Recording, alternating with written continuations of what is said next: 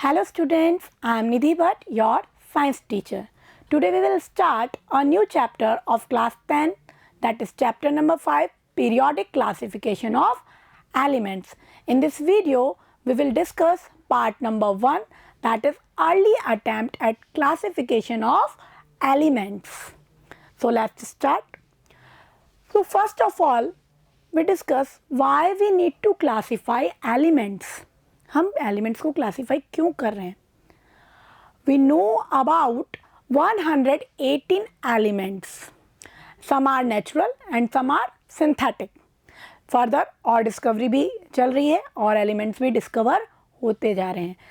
तो हम इतने एलिमेंट्स को अलग अलग स्टडी नहीं कर सकते. It is very difficult task. बहुत प्रॉब्लमेटिक हो जाएगा कि हम 118 के अलग अलग प्रॉपर्टीज़ को लर्न करें. ठीक है, तो हम क्या करते हैं, उनका क्लासिफिकेशन करते हैं, ग्रुपिंग करते हैं, ताकि हम एक ग्रुप में एक जैसी प्रॉपर्टीज़ वाले एलिमेंट्स को रखें और फिर हम उस ग्रुप का जनरल स्टडी कर लें, जनरल प्रॉपर्टीज़ को हम स्टडी कर लें, ताकि हमें पूरे ग्रुप के मेंबर्स के बारे में आइडिया हो जाए. बिल्कुल वैसे ही जैसे हमने 9th क्लास में पढ़ा था क्लासिफिकेशन ऑफ ऑर्गेनिज्म. उसमें हमने chordata, non chordata, pisces, amphibians, reptiles etcetera group में ऑर्गेनिज्म को डिवाइड किया था और उनकी जनरल प्रॉपर्टीज़ को पढ़ लिया था. तो ऐसे ही हम यहाँ पे एलिमेंट्स का क्लासिफिकेशन करेंगे. ठीक है, तो सबसे पहले देखते हैं व्हाट इज क्लासिफिकेशन. ग्रुपिंग और sorting of elements based on their similarities and differences. Elements की सिमिलैरिटी और डिफरेंसेस के बेसिस पे उनकी ग्रुपिंग करना, सॉर्टिंग करना ही क्या है? Classification. And why we are doing this? To make study easier, ताकि उनकी स्टडी ईजी हो जाए. It makes their study much easy. ठीक है, इसलिए हम क्या करते हैं? क्लासिफिकेशन करते हैं. तो क्लासिफिकेशन ऑफ एलिमेंट्स एक इतना सीधा काम नहीं था कि एक ही स्टेप में हो गया. इसको स्टेप बाय स्टेप अलग अलग साइंटिस्ट ने अपना अटेम्प्ट दिया इसमें और एलिमेंट्स को क्लासिफाई करने की कोशिश की. ठीक है, तो हम आज अर्ली अटेम्प्ट्स देखेंगे. सबसे पहले एलिमेंट्स को किस तरह से क्लासिफाई किया गया. ठीक है, तो स्टार्ट करते हैं हम. एट फर्स्ट इन 1817 डोबेरेनियर, एक साइंटिस्ट थे JW डोबेरेनियर, उन्होंने एलिमेंट्स को क्लासिफाई करना स्टार्ट किया. He grouped elements with same property, यानी उन्होंने क्या किया? सेम प्रॉपर्टी वाले एलिमेंट्स को एक ग्रुप में रखा.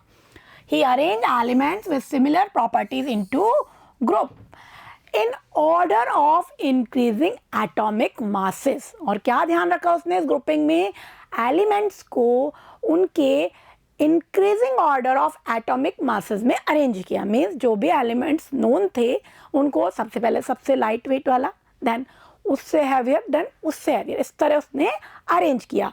He arrange in order of increasing atomic masses. Increasing order of atomic masses में उसने एलिमेंट्स को अरेंज किया. Okay, and he find some groups with 3 elements. और उसने इस प्रोसेस में देखा कि 3 एलिमेंट्स का ग्रुप बन रहा है, 3-3 के ऐसे पेयर बन रहे हैं जो कि कैसे हैं? प्रॉपर्टीज में सिमिलर हैं. He identified some group having 3 element called triad और उसको उसने क्या नाम दिया? ट्रायड. ठीक है, तो इस तरह से डोबेरेनियर ने अपने ट्रायड्स डेवलप किए. तो इन ट्रायड्स में एक स्पेशल बात थी कि इन ट्रायड्स में जो एलिमेंट्स थे उनके एटॉमिक मास में कुछ रिलेशन था. क्या था वो रिलेशन? हम देखते हैं. Atomic mass of middle element, जो मिडल में जो एलिमेंट था उसका जो एटॉमिक मास था वाज द रफली average of the atomic masses of other 2. यानी कि मान लीजिए 3 एलिमेंट है A, B, C, तो B मिडल में है, तो B का जो एटॉमिक मास होगा वो A और C के एटॉमिक मास का एवरेज के अप्रॉक्सीमेट सिमिलर होगा, अप्रॉक्सीमेट उसके बराबर होगा. The atomic mass of the middle element was roughly the average of the atomic masses of other 2 elements. इस तरह की उसने उसमें एक स्पेशलिटी अपने ट्राइड्स में देखी. And having similar chemical properties. और ट्रायड में जो एलिमेंट्स आ रहे थे उनमें प्रॉपर्टीज भी कैसी थी, सिमिलर थी, हैविंग सिमिलर केमिकल प्रॉपर्टीज। ठीक है, इस तरह से डोबेराइनर ने अपने ट्रायड डेवलप किए। तो कौन कौन से ट्रायड थे वो देखते हैं हम। उसने 3 ट्रायड बनाए थे। First is lithium, sodium and potassium. देखिए इस तरह से ये लिथियम, सोडियम, पोटेशियम, ये एक ट्रायड है। Next calcium, strontium, barium and chlorine, bromine, iodine. ये क्या बनाया उसने, ट्राइड्स बनाए। और इनमें जो मिडिल एलिमेंट है उसका एटॉमिक मास किसके एवरेज के बराबर होगा, जो अदर 2 एलिमेंट्स हैं उनके एवरेज के बराबर होगा। देखते हैं हम ऐसा हो रहा है क्या। देखिए लिथियम का एटॉमिक मास है 7, पोटेशियम का है 39, तो हम इसका एवरेज निकालते हैं 46/2 दैट इज 23। तो ये एग्जैक्टली सोडियम के एटॉमिक मास के बराबर हो गया। ठीक, ऐसा ही इंट्राइड्स में भी था। कैल्शियम, बेरियम का जो एवरेज एटॉमिक मास निकालेंगे वो अप्रॉक्सीमेटली स्ट्रॉन्शियम के बराबर होगा। क्लोरीन, आयोडीन का जो एटॉमिक मास निकालेंगे वो अप्रॉक्सीमेटली ब्रोमीन के बराबर होगा। ठीक है, तो इस तरह की स्पेशलिटी उन्होंने अपने ट्राइड्स में देखी। ठीक है, तो यानी एलिमेंट्स का क्लासिफिकेशन स्टार्ट हो गया। But there are some limitation, इसमें कुछ लिमिटेशन थी। पूरी तरह से जो हमारे क्लासिफिकेशन का जो एम था वो इसमें फॉलो पूरी तरह सक्सेस नहीं हो पाया। क्या लिमिटेशन थी, ओनली 3 ट्राइड्स वर रिकॉग्नाइज्ड। जो डोबेराइनर था इस तरह से 3 ही ट्राइड्स को डेवलप कर पाया। कितने ट्राइड्स डेवलप किए उसने, ओनली 3 ट्राइड्स। ठीक है, जो हमारे सामने, इसके अलावा और 3 के पेयर वाला एलिमेंट्स वो ग्रुप नहीं कर पाया। ठीक है, तो इस तरह से डोबेराइनर का जो क्लासिफिकेशन था वो थोड़ा सा फ्लॉप हो गया। तो नेक्स्ट जो साइंटिस्ट आते हैं वो कौन है, न्यूलैंड। न्यूलैंड ने अपना अटेम्प्ट दिया और उन्होंने क्या किया, एलिमेंट्स को क्लासिफाई करना स्टार्ट किया न्यूलैंड्स लॉ ऑफ ऑक्टेव देकर। न्यूलैंड्स का लॉ दिया उन्होंने ऑक्टेव के लॉ से जो जाना जाता है। इन 1866 में उन्होंने अपना अटेम्प्ट दिया। He arrange elements with similar property into group and arrange them in increasing order of atomic masses. उन्होंने भी वही काम किया, सिमिलर प्रॉपर्टीज वाले एलिमेंट्स को ग्रुपिंग किया और उसके लिए उसने उन्हें increasing order of atomic mass में अरेंज किया। In 1866 John Newland arrange known elements in increasing order of atomic masses. ठीक है, यानी वही सबसे लाइट वेट वाला, देन उससे हैवियर, देन उससे, इस तरह से उसने इस ऑर्डर में उनको प्लेस्ड किया। He started with atom having lowest atomic mass. जो लोएस्ट एटॉमिक मास वाला एटम था हाइड्रोजन, उससे उन्होंने स्टार्ट किया and ended up to thorium. तब तक जो एलिमेंट्स नोन थे उनमें थोरियम 56 नंबर का एलिमेंट था जो हैवी था उस टाइम। तो उन्होंने हाइड्रोजन से थोरियम तक इसको अरेंज किया। He started with element having lowest atomic mass hydrogen and ended at thorium 56th element. इस तरह से उन्होंने अरेंज किया और इस अरेंजमेंट में उन्होंने एक स्पेशल चीज देखी। क्या देखी वो स्पेशल चीज, every 8 element have similar properties to that of the first. जब उन्होंने इस तरह से अरेंज किया तो क्या देखा कि हर 8 नंबर पे आने वाला जो एलिमेंट है उसकी प्रॉपर्टी अपने रेस्पेक्टिव फर्स्ट के सिमिलर है।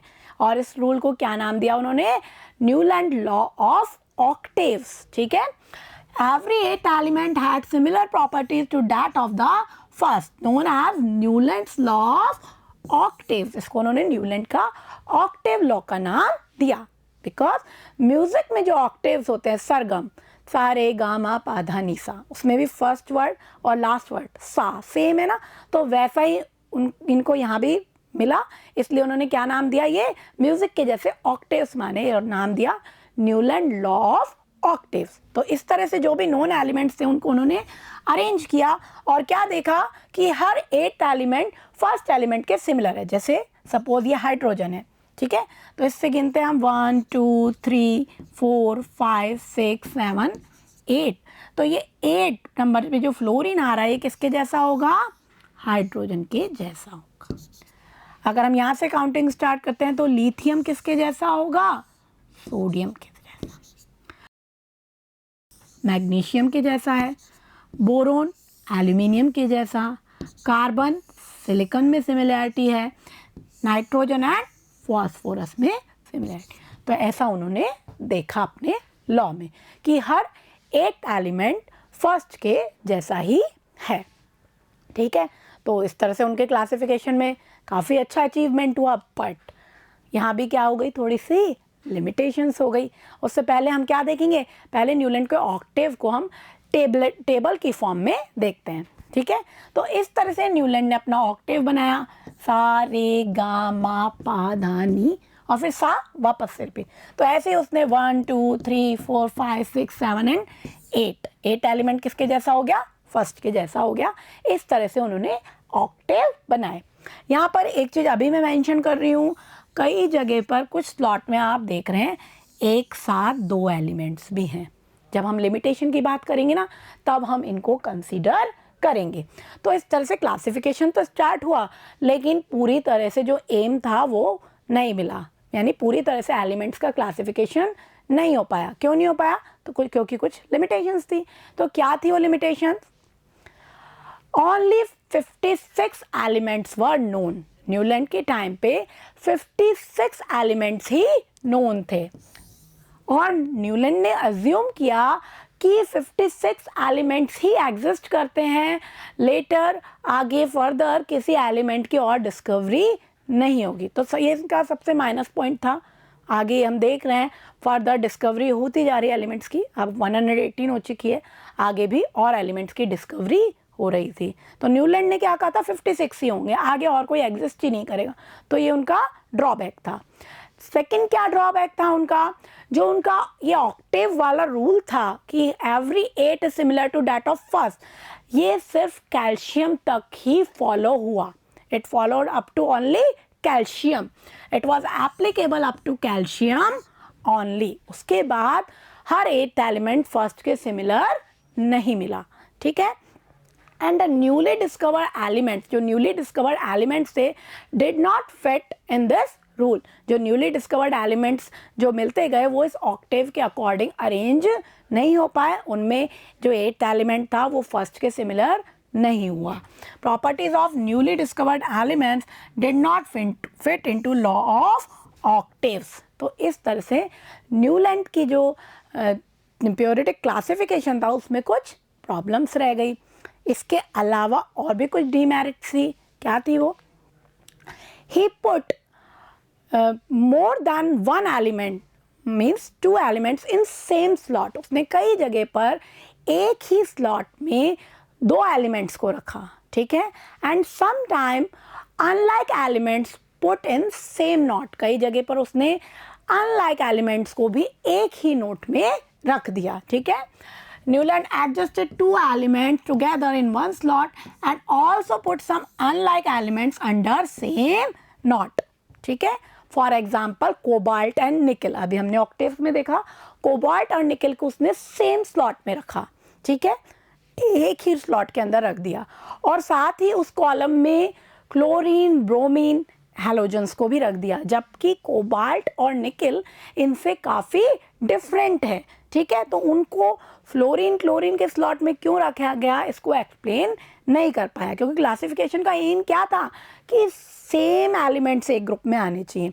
तो कोबाल्ट, निकल जो है मेटल है, जबकि क्लोरीन, ब्रोमीन, फ्लोरीन क्या है, हैलोजेंस हैं, नॉन मेटल्स हैं। तो कोबाल्ट, निकल को किसके साथ रखना चाहिए था, आयरन के साथ रखना चाहिए था, बजाय उसके उसने उनको किस में रख दिया, हैलोजेंस के ग्रुप में रख दिया। Cobalt and nickel are in the same slot and these are placed in same column as fluorine, chlorine and bromine। तो ये क्या थी, न्यूलैंड की कुछ डीमेरिट्स थी, जिसके कारण उनका जो क्लासिफिकेशन का एम था पूरी तरह सक्सेसफुल नहीं हो पाया, ठीक है। तो इन डीमेरिट्स को दूर करने के लिए नेक्स्ट साइंटिस्ट कौन आते हैं, मेंडलीव, ठीक है। मेंडलीव एक रशियन केमिस्ट थे and he was the most important contributor to develop periodic table of classification। ये एक रशियन केमिस्ट थे and he was the most important contributor too early development of periodic table. ठीक है, यानी कि इन्होंने इस तरह से क्लासिफिकेशन किया कि जितने एलिमेंट्स इनके टाइम पे नोन थे उनको उन्होंने काफ़ी हद तक अपनी टेबल में अरेंज करा। और कैसे अरेंजमेंट किया? He arranged the elements on their fundamental property atomic mass। उन्होंने क्या बताया कि एलिमेंट्स के क्लासिफिकेशन के लिए फंडामेंटल प्रॉपर्टी है एटॉमिक मास। अभी तक जो साइंटिस्ट थे वो भी एटॉमिक मास को ही लेके चल रहे थे, लेकिन इन्होंने उसमें कुछ चीज़ ऐड भी की थी। ठीक है, elements were arranged on the basis of their fundamental property atomic mass. Fundamental property किसे माना इन्होंने? एटॉमिक मास को माना। And their chemical properties, their chemical reactions, उसको भी इन्होंने basic property माना। and the similarity of chemical properties, यानी सिर्फ atomic mass को ही नहीं, इन्होंने chemical properties को भी ध्यान में रखा और उसके बेसिस पे क्लासिफिकेशन किया। तो देखते हैं इन्होंने कैसे क्लासिफिकेशन किया। In the time of Mendeleev 63 elements were known। कितने एलिमेंट्स नोन थे? 63। और उन्होंने क्या ध्यान रखा? The formula of hydrides and oxides of elements considered as basic property। उन्होंने क्या देखा कि जो भी एलिमेंट्स हैं जनरली हाइड्रोजन और ऑक्सीजन से रिएक्शन करके हाइड्राइड और ऑक्साइड तो फॉर्म करते ही हैं, तो उसको उन्होंने बेसिक प्रॉपर्टी माना कि जो जिनकी हाइड्राइड का फॉर्मूला ऑक्साइड का फॉर्मूला एक जैसा है, नहीं एक ही तरह से वो केमिकल रिएक्शन दे रहे हैं, इसका मतलब उनमें कुछ तो सिमिलैरिटी होगी, उनको इन्होंने एक ही ग्रुप में रखा। ठीक है, एक्चुअली इन्होंने क्या किया, 63 जो एलिमेंट्स थे उनके 63 कार्ड बनाए। ठीक है, और हर एलिमेंट्स की जो भी जनरल प्रॉपर्टी थी, उसका सिंबल, उसका एटॉमिक नंबर, उसका एटॉमिक मास, उनके हाइड्राइड ऑक्साइड के फॉर्मूला उस कार्ड पे नोट करें। और इस तरह से सभी 63 कार्ड का उन्होंने बंच बना लिया इन इंक्रीजिंग ऑर्डर ऑफ एटॉमिक मास। ठीक है, उसके बाद उसने एक बोर्ड पे अरेंज किया increasing order of atomic mass में एलिमेंट्स को, और देखा एक फिक्स स्टेप के बाद सिमिलर प्रॉपर्टी वाला एलिमेंट रिपीट होता है, तो उसको उन्होंने एक ही स्लॉट में रखा। ठीक है, तो क्या किया इन्होंने? The formula of hydride and oxide of element considered as basic property मानते हुए उनको अरेंज किया।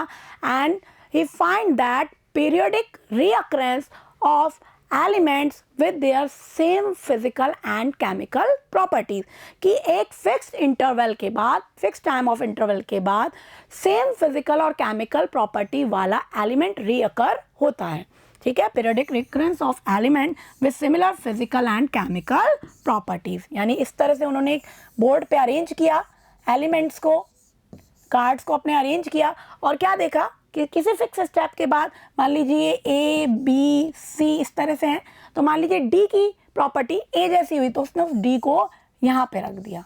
ठीक है, साथ में क्या ध्यान रखा? इंक्रीजिंग ऑर्डर ऑफ एटॉमिक मास। ठीक है, अभी तक जो भी साइंटिस्ट हैं एटॉमिक मास की थ्योरी को ही लेकर चल रहे हैं। ठीक है, इस तरह से उन्होंने अपनी टेबल बनाई और पीरियोडिक लॉ दिया। तो मेंडलीव का पीरियोडिक लॉ क्या है?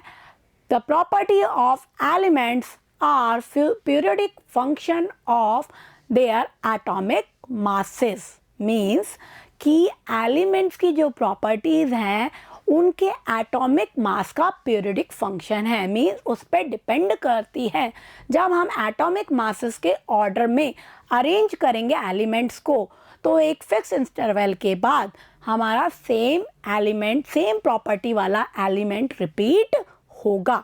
यहाँ इन्होंने न्यूलैंड से एक थोड़ा सा डिफरेंस क्या रखा था, न्यूलैंड ने थोड़ा स्पेसिफाई कर दिया था कि हर 7 के बाद 8 वाला ही होगा, लेकिन मेंडलीव ने इस तरह से फिक्स नहीं किया कि हर 8 एलिमेंट ही सेम होगा, लेकिन पीरियोडिक रीअकरेंस होगा एक फिक्स इंटरवल के बाद।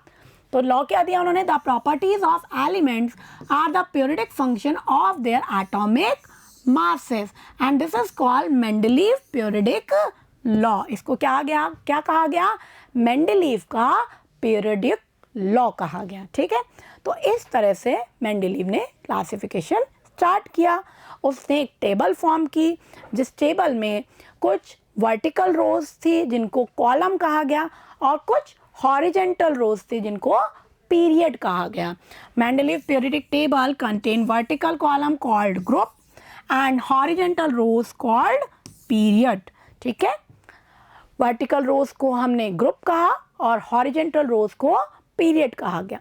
ठीक है, तो इस तरह की जो टेबल फॉर्म की मेंडलीव ने, उसमें 8 ग्रुप कंटेन करते हैं। इन 8 ग्रुप को उसने 8 में से जो 7 ग्रुप हैं उनको फर्दर ए और बी सब ग्रुप में डिवाइड किया है एंड इट हैज 7 पीरियड, 7 उसमें पीरियड बनाए हैं। ठीक है, तो कैसी बनी मेंडलीव की टेबल को हम देखते हैं। इस तरह की मेंडलीव की टेबल फॉर्म हो गई। ये ग्रुप है 1 2 3 4 5 6 7 एंड ये 8 ग्रुप है जिसमें कॉमन इस तरह से एलिमेंट्स को रखा है। इस टेबल में उसने क्या ध्यान रखा है कि एलिमेंट्स को उनके increasing order of atomic mass में अरेंज किया है। ठीक है, ये पीरियड है हमारे जो हॉरिजेंटल है इस तरह से। यहाँ पे उसने फर्स्ट से लेकर 7 ग्रुप को ए और बी में सब डिवाइड किया है। ठीक है, इस तरह से उसने अरेंज किया। ये हाइड्रोजन सबसे लाइटेस्ट है, वैसे हीलियम आता है जब हम मॉडर्न पीरियोडिक टेबल पढ़ेंगे 2nd नंबर में, लेकिन इस टाइम तक अभी उसकी डिस्कवरी नहीं हुई है। हम डिस्कस करेंगे अभी उस पॉइंट को। देन फिर लिथियम, फिर बेरिलियम, बोरोन, इस तरह से उन्होंने अरेंज किया इनको increasing order of atomic masses के ऑर्डर में। ठीक है, अब यहाँ पे एक बहुत स्पेशल चीज़ है ध्यान देने की। हर ग्रुप के ऊपर ये फॉर्मूला लिखा हुआ है उनके ऑक्साइड और हाइड्राइड का। Here R is element, R क्या है यहाँ पे, एलिमेंट। तो उसने ध्यान दिया कि हर कॉलम में, हर ग्रुप में जो एलिमेंट्स आ रहे हैं उनके हाइड्राइड और ऑक्साइड के फॉर्मूले सिमिलर हैं। जैसे R2O, इस ग्रुप में क्या फॉर्मूला बनेगा, R2O मीन्स R मतलब क्या होगा, एलिमेंट। तो देखिए ऐसा ही बन रहा है क्या, H2O हाइड्रोजन का अगर ऑक्साइड बना है, Li2O, Na2O सेम है। ठीक है, इसी तरह अगर हम यहाँ देखते हैं ऑक्साइड का फॉर्मूला BeO, MgO, CaO एक जैसे बन रहे हैं। ठीक है, अगर हम हाइड्राइड की बात देखेंगे यहाँ RH, LiH, NaH, KH, RH2, second group में क्या है RH2, BeH2, MgH2, CaH2 and so on. इसी तरह RH3, BH3, ALH3। ठीक है, बिल्कुल ऐसे ही इनके कंपाउंड्स उसको ऑब्टेन्ड हुए। ठीक है, अगर हम यहाँ देखें CH4, SiH4, क्योंकि सबकी वैलेंसी सेम है, इसका रीज़न हम मॉडर्न पीरियोडिक टेबल में अच्छे से समझ पाएंगे। पर मेंडलीव ने ये चीज़ ध्यान में रखी कि increasing order of atomic mass में तो जमा है, साथ में जिनके हाइड्राइड और ऑक्साइड एक जैसे हैं, यानी केमिकल रिएक्शन वो एक जैसी दे रहे हैं, उनको उसने सेम स्लॉट में रखा। और सेम स्लॉट में रखते टाइम कई जगह पर गैप्स भी रह गए। ठीक है, अगर उसको ऐसा लगा कि इस जगह पर कोई एलिमेंट अभी मिला नहीं है तो उसने उसको गैप को खाली छोड़ दिया। ऐसा नहीं कि उसमें कोई एलिमेंट ज़बरदस्ती की 8 नंबर पे है तो इसको यहाँ रखना ही पड़ेगा, ऐसा उसने नहीं किया। कुछ गैप्स उसने छोड़ दिए और ये उनकी मेरिट में बहुत बड़ा स्ट्रॉन्ग पॉइंट काउंट हुआ। ठीक है, हम मेरिट में इसको अभी स्टडी करेंगे। ठीक है, तो इस तरह से मेंडलीव ने काफ़ी हद तक अपने एम को अटेन किया, क्लासिफिकेशन को कर लिया। ठीक है, तो सबसे पहले हम मेरिट देखेंगे कि क्या क्या एडवांटेज थी मेंडलीव की टेबल में। ठीक है, advantage and merit of Mendeleev periodic table. He left some vacant places in his table, उसने अपनी टेबल में कुछ वैकेंट प्लेसेस को लेफ्ट कर दिया क्योंकि वहाँ पे सेम प्रॉपर्टी वाला कोई एलिमेंट नहीं मिल रहा था। And he predict in future some elements were discovered, उसने क्या प्रिडिक्ट किया कि फ्यूचर में कुछ एलिमेंट डिस्कवर्ड होंगे जो इन प्लेसेस पे आएंगे। बोल्डली उसने इस चीज़ को प्रिडिक्ट किया और एक तरीके से मोटिवेशन दिया न्यू एलिमेंट्स की डिस्कवरी के लिए। और फर्दर उसने उसका नेम भी डिसाइड किया, जैसे कि बोरोन की लाइन में, बोरोन ग्रुप में अगर कोई गैप छूटा है तो उसने उसको नाम दे दिया संस्कृत का न्यूमरल लगा के एका बोरोन। ठीक है, वो एका बोरोन आगे जाके मिला स्कैंडियम की फॉर्म में हमें। ऐसे ही ए का एल्यूमिनियम, ए का सिलिकॉन, इस तरह से उसने नाम भी दिए और फर्दर फ्यूचर में वहाँ पे उसी प्लेस पे कुछ एलिमेंट्स की डिस्कवरी हुई जो उस प्लेस पे इजीली फिट हो रहे थे according to their atomic mass और उनकी प्रॉपर्टी अपने ग्रुप से बिल्कुल सिमिलर थी। ठीक है, last vacant places in table provide an idea for the discovery of new elements. उसने एक आइडिया दिया न्यू एलिमेंट्स को डिस्कवर करने का, यानी उसने कहा ये टेबल में जो गैप है ये डिफेक्ट नहीं है बल्कि यहाँ पर क्या है, कुछ न्यू एलिमेंट्स आएंगे जिनकी डिस्कवरी अभी होना बाकी है। जबकि न्यूलैंड ने क्या कहा था कि 56 एलिमेंट ही एग्जिस्ट करते हैं और एलिमेंट एग्जिस्ट ही नहीं करते। तो ऐसी बात मेंडलीव ने नहीं कही। तो उसने ए का बोरोन नाम दिया था, वहाँ स्कैंडियम की डिस्कवरी हुई, ए का एल्यूमिनियम की जगह गैलियम की डिस्कवरी हुई और ए का सिलिकॉन की जगह जर्मेनियम की डिस्कवरी हुई। तो ये मेंडलीव की टेबल की मेरिट थी। ठीक है, first merit. Second point, at some places he placed some heavier elements before than some lighter elements। कई जगह पे उसने slightly heavier elements को उनके lighter elements से पहले रखा। ठीक है, जबकि रूल क्या था कि increasing order of atomic mass में रखेंगे, यानी सबसे पहले सबसे हल्का, फिर उससे भारी, उससे हैवी, उससे हैवी। लेकिन कई जगह उसने अपने इस रूल को ब्रेक किया। ठीक है, फॉर एग्जाम्पल उसने कोबाल्ट को निकल से पहले प्लेस दिया। ठीक है, at some instance he place element with slightly greater atomic masses before an element with slightly lower atomic masses. ठीक है, for example cobalt and nickel. Cobalt का एटॉमिक मास है 58.9, निकल का एटॉमिक मास है 58.7। तो हैवी कौन है? कोबाल्ट। तो कोबाल्ट बाद में आना चाहिए निकल के, but he placed cobalt before निकल। उसने कोबाल्ट को पहले प्लेस दिया अपनी टेबल में बिफोर निकल, बिकॉज ऐसा करने से कोबाल्ट सेम प्रॉपर्टीज वाले एलिमेंट्स के ग्रुप में आ रहा था। ठीक है, तो इसको हम मेरिट में भी काउंट करेंगे, डीमेरिट में भी आएगा ये पॉइंट कि क्यों किया ऐसा, एक्सप्लेन नहीं कर पाया, डीमेरिट की बात बाद में करेंगे। तो मेरिट में इसलिए काउंट किया कि उसका जो ट्रेंड था, जो उसका जो पर्पस था कि सेम एलिमेंट्स सेम स्लॉट में रहने चाहिए, उस पर्पस को उसने ब्रेक नहीं होने दिया, चाहे रूल में थोड़ा सा उसने हेर फेर कर ली। ठीक है, पर्पस लेकिन ब्रेक नहीं हुआ, सेम एलिमेंट्स सेम नोट में आ रहे थे। ठीक है, तो ये हमारे मेंडलीव की दूसरी मेरिट थी। तीसरा पॉइंट बहुत ही स्ट्रॉन्ग पॉइंट है, मेंडलीव के टाइम पर नोबल गैसेस, इनर्ट गैसेस की डिस्कवरी नहीं हुई थी। नोबल गैसेस क्या है? इनर्ट गैसेस जो कि बहुत कम रिएक्टिव हैं, जैसे helium, neon, argon, krypton, xenon etcetera. इनको नोबल गैसेस इसलिए कहा जाता है, इनका जो आउटर मोस्ट शेल है वो ऑलरेडी फुलफिल होता है, इसलिए ये रिएक्टिव बहुत कम होते हैं, बहुत कम रिएक्टिव करते हैं, क्योंकि आउटर मोस्ट शेल कंप्लीट है तो इन इलेक्ट्रॉन गेन करने की, लूज करने की, शेयर की करने की ज़रूरत नहीं होती, इसलिए बहुत कम ट्रेसेस में इनके कंपाउंड मिलते हैं और बहुत कम अमाउंट में ये मिलता है। ठीक है, तो इसलिए इस टाइम तक इनकी डिस्कवरी नहीं हुई थी। लेकिन फर्दर इन फ्यूचर जब इनकी डिस्कवरी हुई तो ये मेंडलीव की टेबल में विदाउट डिस्टर्बेंस, बिना टेबल को डिस्टर्ब किए एक जगह एडजस्ट हो गए। 8th ग्रुप के बाद 0 ग्रुप के फॉर्म में इनको एडजस्ट कर दिया गया और इनका एटॉमिक मास ऐसा था कि वो अपने आप इंक्रीजिंग ऑर्डर ऑफ एटॉमिक मास भी रहा और टेबल भी डिस्टर्ब नहीं हुई और ये सारे एक साथ एक ग्रुप में भी आ गए। ठीक है, तो noble gases could accommodate in table without disturbing the periodic table. बिना मेंडलीव की टेबल को डिस्टर्ब किए नोबल गैसेस उसमें अकोमोडेट हो गई, वो भी एक ही स्लॉट में, सारी एक साथ, helium, neon, argon, krypton, xenon, सारी सिमिलर प्रॉपर्टी वाली 0 ग्रुप के रूप में उन्हें बाद में ऐड कर दिया गया।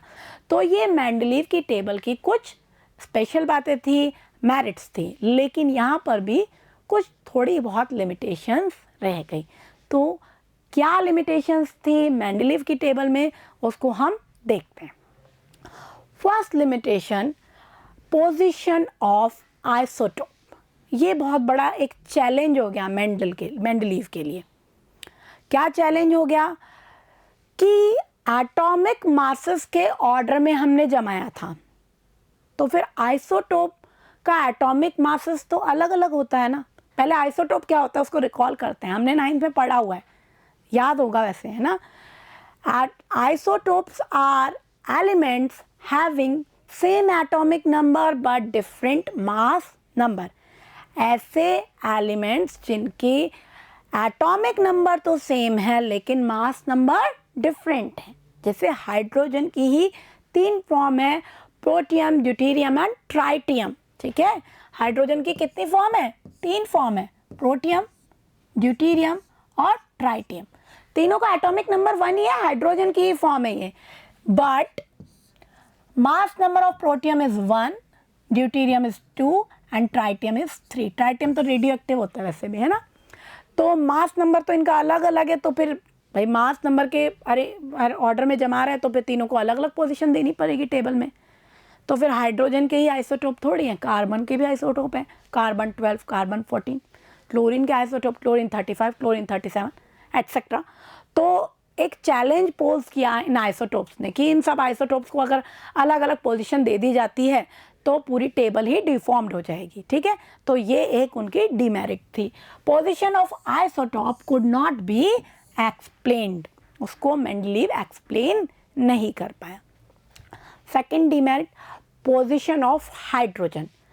Position of hydrogen is not fixed.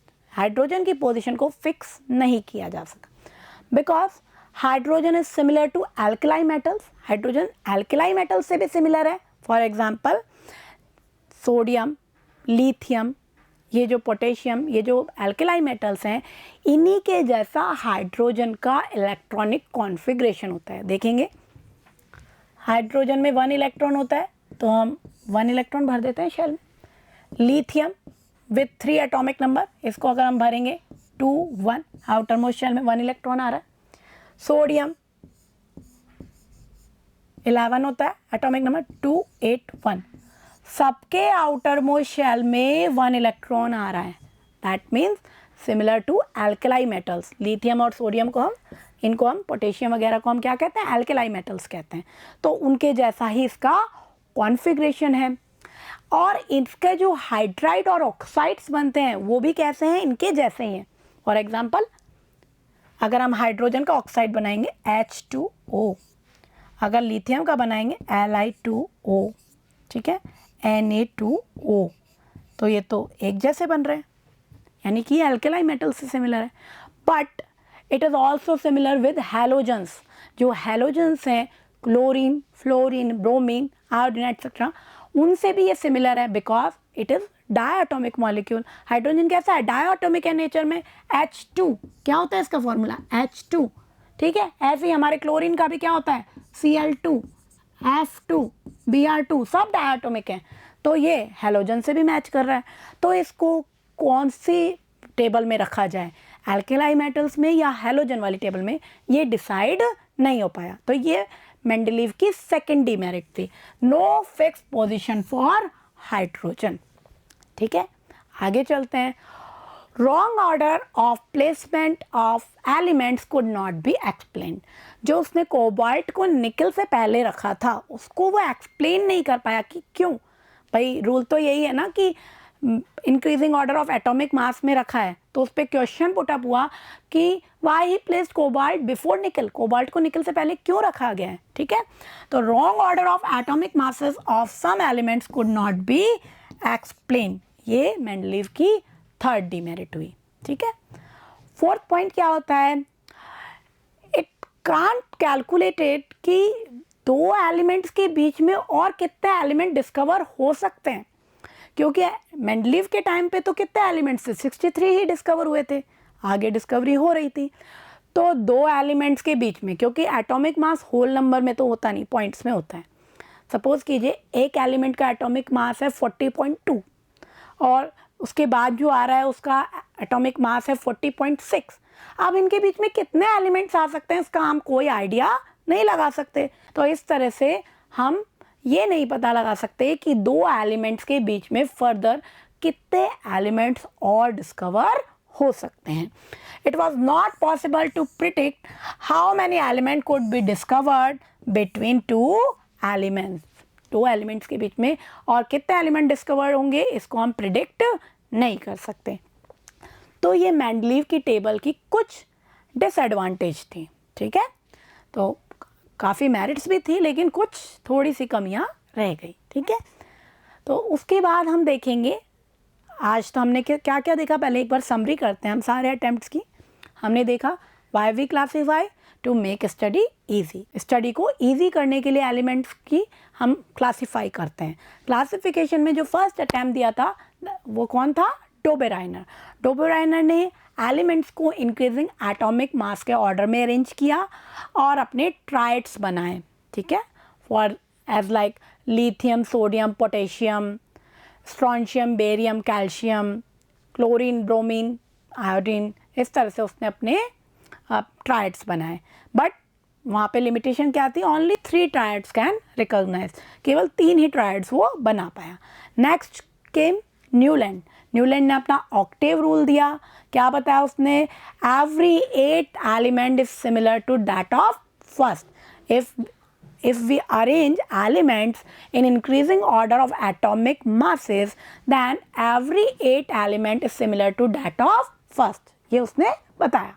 और कैल्शियम तक उसका लॉ फॉलो भी हुआ लेकिन उसमें भी कुछ डिसएडवांटेज रह गई, कुछ डीमेरिट्स रह गई, जैसे कि कैल्शियम के बाद के जो एलिमेंट्स थे वो फिट नहीं हो पाए, कई जगह उसने सेम स्लॉट में 2 एलिमेंट्स एडजस्ट किए थे तो उनका भी वो रीज़न एक्सप्लेन नहीं कर पाया। नेक्स्ट केम मेंडलीव, उसके बाद आता है मेंडलीव। मेंडलीव ने अपनी टेबल को बनाया इन increasing order of atomic masses and on the basis of their reactivity with hydrides and oxides. Hydride और ऑक्साइड वो कैसे बनाते हैं उस चीज़ को भी ध्यान में रखा, साथ में एटॉमिक मासेस के ऑर्डर में भी उसे जमाया और उस बेसिस पे उसने अपनी टेबल फॉर्म की, जिसमें हमने देखा 8 ग्रुप्स थे और 7 पीरियड्स थे। तो काफ़ी हद तक वो टेबल बहुत अच्छी टेबल बनी थी, काफ़ी उसमें मेरिट्स थी, जैसे कि नोबल गैसेस को इजीली अकोमोडेट किया जा सका, ठीक है। और इसके अलावा कोबाल्ट को निकल से उसने पहले प्लेस दे करके अपने ऑर्डर को ब्रेक नहीं होने दिया, ठीक है। इस तरह की उसमें कुछ मेरिट्स थी लेकिन कुछ डीमेरिट्स भी थी। For example position of hydrogen not fixed, position of isotopes, isotopes को कैसे पोजीशन देंगे वो भी एक्सप्लेन नहीं हो पाया। Wrong order of cobalt and निकल कैन नॉट एक्सप्लेन, कोबाल्ट और निकल का जो रॉन्ग ऑर्डर था उसको भी वो एक्सप्लेन नहीं कर पाया, ठीक है। तो इस तरह से उसमें कुछ प्रॉब्लम्स रह गई। In next video we will see how Henry Moseley, जो एक साइंटिस्ट थे, corrected the anomalies of Mendeleev table. Next video में हम देखेंगे पार्ट 2 में मॉडर्न पीरियोडिक टेबल, जिसमें मेंडलीव की जो टेबल की कुछ डीमेरिट्स थी उनको दूर करते हुए हेनरी मोज़ले ने फर्दर बहुत ही अच्छा एक क्लासिफिकेशन दिया और मॉडर्न पीरियोडिक लॉ दिया, मॉडर्न पीरियोडिक टेबल को फॉर्म किया, ठीक है। तो हम उसको नेक्स्ट पार्ट में स्टडी करेंगे, तब तक हम इसका रिवीजन करेंगे। आई होप आपको ये पार्ट बहुत अच्छे से समझ में आया होगा, तब तक आप इसको रिवाइज करेंगे। हम नेक्स्ट वीडियो में मॉडर्न पीरियोडिक टेबल की स्टडी करेंगे। Thank you.